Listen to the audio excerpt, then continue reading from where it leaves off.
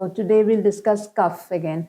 Cough can be simple causes like allergy, dust allergy, or pollen allergy, whatever. But a cough that persists for a longer period needs treatment and then diagnosis and then treatment. So whenever you have cough for a longer period, please do not ignore. Come to us in Dhawan Hospital.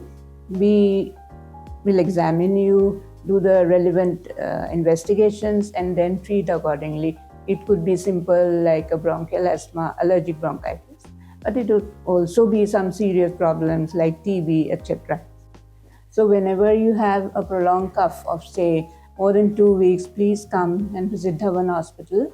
We'll examine you, do the relevant tests, and then help you out and give treatment accordingly.